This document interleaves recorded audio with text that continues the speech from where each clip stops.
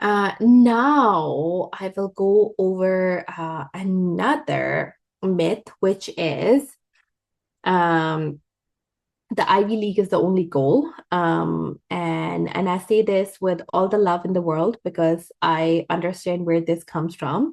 Um, you know, the myth is really that Ivy League, Harvard, Yale, Princeton, Columbia, Penn, Brown, Dartmouth, Cornell is the pinnacle, I mean, of undergrad education, and that if your child doesn't get into one of these eight schools, something has gone wrong.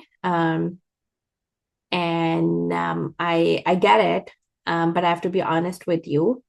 And because you're listening to me today, and I want to give you some meat here.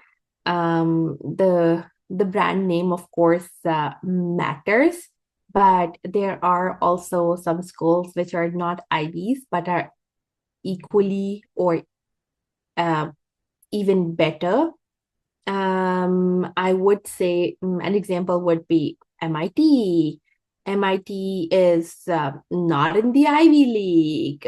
Neither is Stanford, neither is Johns Hopkins, neither is U Chicago, Duke, Northwestern, Georgetown, CMU. But all of these schools produce graduates who go on extraordinary careers, research breakthroughs, and live very meaningful lives. Here's something I've seen play out with families over and over. A student gets into Cornell, which is extraordinary, but not in Yale and Harvard. And sometimes we feel like, this is a little disappointing. And but I do want to say that sometimes like that is really the right fit because you can find the right research opportunities, the right lab, build genuine friendships there, and could even graduate with honors and a job you can get that you absolutely love. So always think about the best fit. Of course, the brand name is important, but at the same time, if you are a parent watching this or a student watching this, I do want to say that do your research before finalizing your school list or narrowing your school list, and really think about the schools that are not just elite schools or like with best brand, but are really the best fit. Think about which school has the strongest program in my area of interest. Where will I thrive socially and emotionally? What is the school's record of placing students in careers in the field that you're very excited about? I tell students all the time, yes, you should have a dream school. That's very, very important. But at the same time, that should be based off of your fit as well. And that's very important. And how you figure out your fit is through your research. And think about what schools are right for me and what schools are offering opportunities that I am genuinely excited about. Okay. Now I will talk a little bit about what elite schools are really looking for. And the first pillar really is academic excellence in context. So what that means is it's not all about your GPA, but how challenging a curriculum you took that matters more, and how you perform within the context of your school. A student at a school that offers 5 AP classes who takes all five is doing more than a student with in a school that offers 20 APs and he or she only ends up taking 8 AP courses. So the school context is really the key. That is very, very important. And why it really matters is because admissions officers read school profiles and adjust accordingly. They're not going to be comparing you with other schools where there might be more opportunities available, for example. The second thing that schools really look for is a legible passion with evidence. This is really the spike that we talked about, because it's not just enough to have a passion. You need to have evidence. So essays, activities, recommendations, and ideally some kind of external validation is important, like a competition, a publication, a project, community recognition, which shows this isn't a resume line, it's a real part of who you are. So evidence is really the key. The third pillar is character. So who you really are beyond your achievements. And this is where the recommendation letters become very, very critical. That is literally one part of your application where somebody else is talking about you and talking about how good you are, kind of giving a testimony. So admissions officers really want to know, who is this person when nobody's watching? Are they kind to the kids who struggle? Do they bring others along? Are they intellectually generous? Do they push back on ideas respectfully? The human being behind the transcript matters enormously. And the best way they see it is through letters from teachers and counselors who actually know the student very well. Now, I will talk a little bit about the contribution to the campus community. Elite schools are really building a community. They want to know, what will this student add to our campus, to our classroom, to our dorms when the real conversations happen?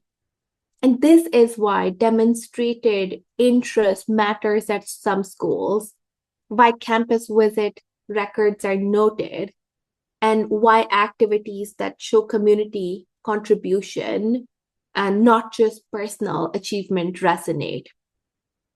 So academics plus spike plus character plus community contribution is really the whole picture that the admissions officers are looking for. And then the essays, I do want to spend just a couple of minutes on this because it matters enormously and is misunderstood as often as anything else. The college essay is not a resume in paragraph form. It is not a list of your accomplishments.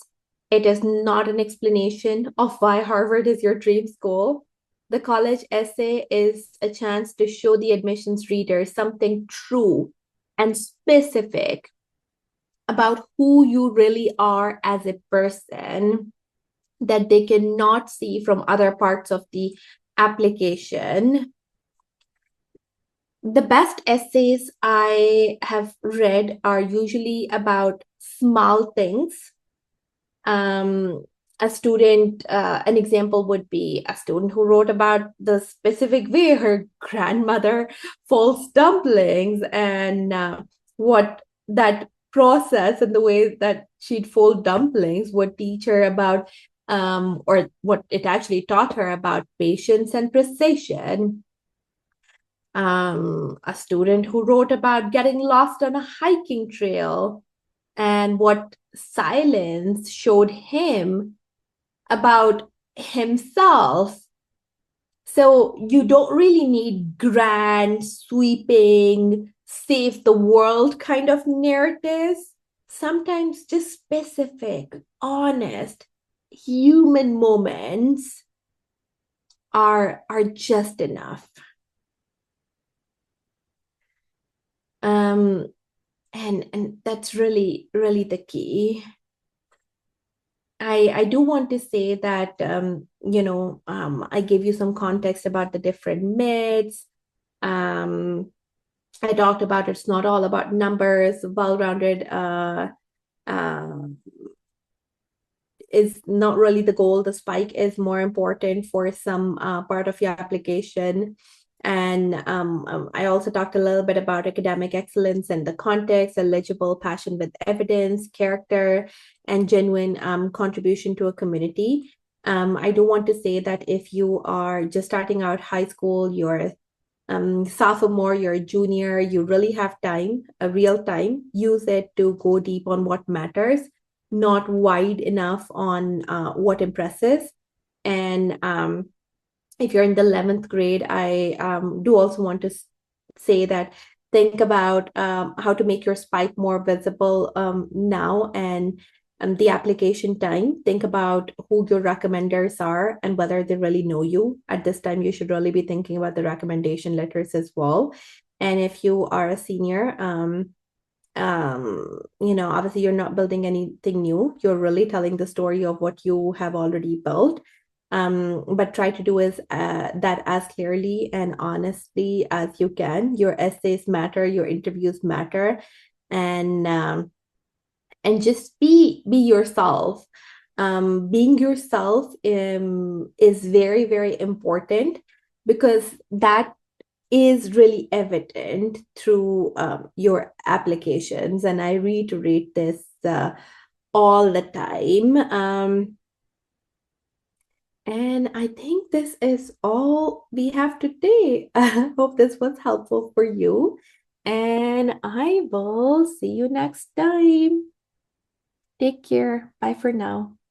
感谢 Miss 梅尔今天和我们的分享。你有任何的问题呢，都可以直接来咨询文美集团。